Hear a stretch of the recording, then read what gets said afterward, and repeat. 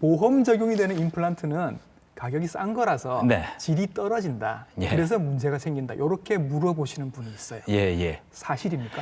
예, 전혀 사실이 아니고요. 아니에요. 예. 보험 적용이 된다라는 거는 이제 임플란트 제조회사와 보험공단 간의 협약에 의해서 그 적용이 되는 그런 제품에 대한 코드가 정해져 있는 것뿐이지 네. 보험 적용이 되지 않은 임플란트와 보험 적용이 되는 임플란트는 그냥 제품의 질의 차이는 아예 없는 거라고 생각하시면 됩니다. 보험 적용을 받아도 충분히 뭐 좋은 임플란트. 네, 맞습니다. 같은 치과에서 치료를 받았는데 네.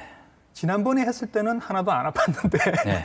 이번에 한 건 좀 이상하고 아프다, 예. 불편하다 예. 이런 일도 있을 수 있습니까? 예, 이제 그 수술을 이제 하다 보면 환자분들께서 저번에는 안 아팠는데 이번엔 더 아프다 이런 얘기들 종종 듣는데요. 예. 일단 수술 후에 이제 통증이나 부종의 정도는 가장 중요한 거는 그 발치하고 수술 부위 자체가 가지고 있던 기존의 염증이 얼마나 심하냐 이게 핵심적이고 그다음에 수술 후에 어떤 냉찜질이라든가 투약이라든가 수술 관리와 환자분의 몸 컨디션 네. 이런 것들이 그 수술 후 환자분이 느끼는 어떤 불편감에 매우 민감한 영향을 미칩니다. 따라서 같은 환자분도 염증이 심했던 데는 더 아프고 네. 덜했던 데는 덜 아프고 또 몸 컨디션이 좋으면 덜 아프고 이럴 수 있습니다. 자, 임플란트를 한번 하면 제 생각엔 좀 편할 것 같긴 합니다. 예. 이게 뭐 인공으로 굉장히 좋은 금속으로 이제 들어와 있으니까 그럼에도 불구하고 치과를 주기적으로 가서 관리를 받아야 하나요? 네, 맞습니다. 예. 자연치아와 마찬가지로 예. 이런 치태, 치석 관리가 핵심이기도 하고요. 예. 그런 위생 관리가 되지 않을 경우에 임플란트 주위염이 생겨서 네. 이런 주변 조직이나 뼈를 녹여서 진행이 되는 거를 방치하시게 되면 나중에는 임플란트를 빼는 식으로까지 갈 수도 있고요. 아이고, 예.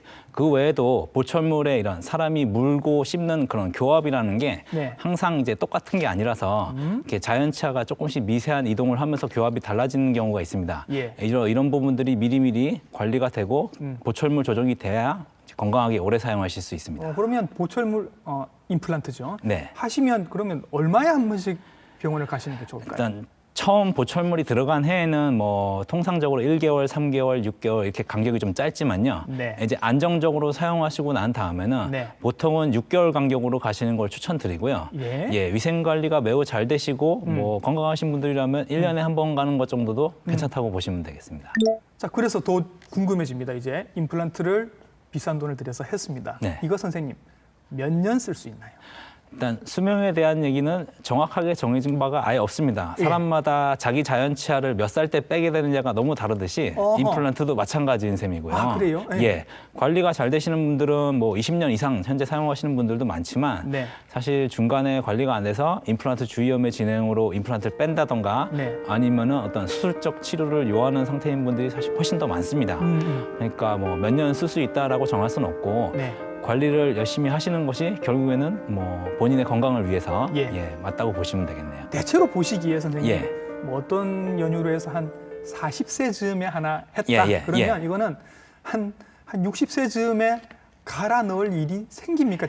대략의 추세는 어떻습니까? 그럴 가능성이 높다고 봐야 됩니다. 아, 그래요? 지금, 현재 우리나라가 임플란트가 보편화돼 가지고 많은 분들이 하신 게 대략 20년이 다 돼 가는데요. 네. 이제 15년 이렇게 넘게 오랫동안 쓰셨던 임플란트들은 네. 대부분 임플란트 주위염 있는 경우가 많고요. 예. 그거를 환자분께서 정말 연세가 아주 많아지실 때까지 네. 유지가 되기는 어렵다고 봐야 됩니다. 아하. 그러면은 자연치아처럼 임플란트도 빼고 다시 재수술하고 이런 험난한 과정을 겪을 가능성이 높죠.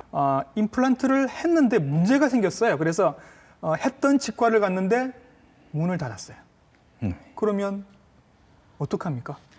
예. 우선 임플란트 주위염이라는 거는 결국에는 잇몸에 생기는 염증이기 때문에 예. 이런 염증 치료는 사실 임플란트 제품과 관련해서 다 받으실 수 있습니다. 어떤 보철물이나 고정체 내의 나사나 지대주에 문제가 생길 경우에는 이제 네. 이 제품에 대한 정보가 필요합니다. 그 임플란트 회사가 어느 회사 제품인지와 어느 회사의 어떤 제품인지 이런 것들을 환자분께서 알고 계셔야 이후에 보철 관련된 후처치를 받으실 수가 있고요. 여기 혹시 적혀 있지는 않나요? 안 적혀 있습니다. 예. 그래서 그게 요즘에는 이제 그런 임플란트 시술 받으시면 받으신 병원에서 그런 임플란트 제품에 대한 보증서를 발급하는 병원도 늘어나고 있거든요. 보증서가 나와요? 예. 그 회사 이름과 제품 사이즈, 그런 제품군이 당연히 적혀 있는 거고 예.